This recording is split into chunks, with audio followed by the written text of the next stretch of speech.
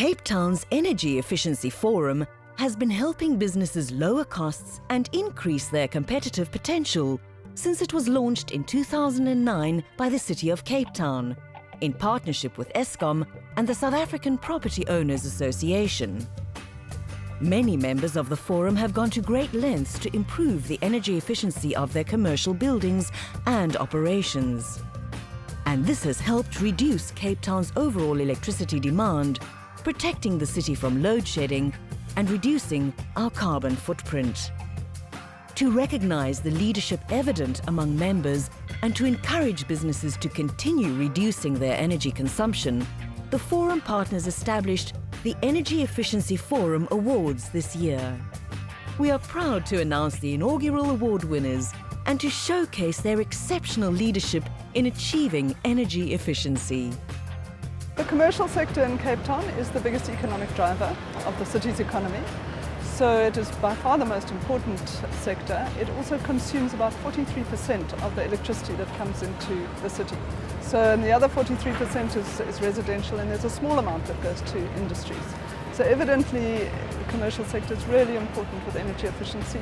It's challenging to implement energy efficiency in commercial buildings as well as in institutional buildings, because first of all you're very often dealing with old buildings, so it's much easier to do this in a new building where you're designing it right in from the beginning. Most energy efficiency retrofits can really be made worth the investment. Plus now Eskom have a range of different financial products that assist with energy efficiency, and those, it's almost a no-brainer to do the energy efficiency if you can access those products. We looked at whether the entrants undertook projects where there were subsidies involved only, or whether they were actually financing them themselves and demonstrating their commitment that way. We also looked at what they did with what was available to them, because not all buildings are made equal. And we looked at sustainability in other areas and the thoroughness of their entire approach to their facilities. So we also looked at some entrants included materials that were used in their building, behavioral changes, and also water saving. It's very easy to leave on an energy efficient lamp, so behavioral changes is crucial. Entrants should also keep in mind they need to be looking into renewable sources of energy, especially bearing in mind the fact that the Eskom subsidies are beginning to apply to those sources of energy as well.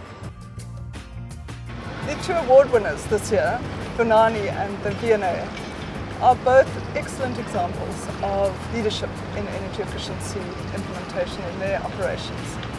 We've been enormously impressed with what they've done, and we really hope that through these awards we'll be able to share that experience with other commercial businesses so that they can follow in their footsteps.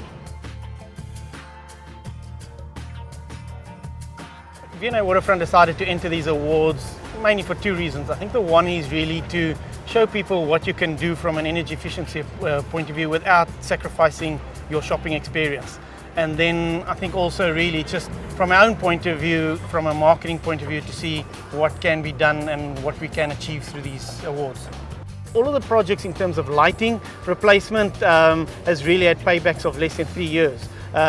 So it's not an issue where if we're asking for funding, we can't justify that. And a lot of the paybacks that we initially calculated on has actually reduced because of the tariffs that we had subsequently.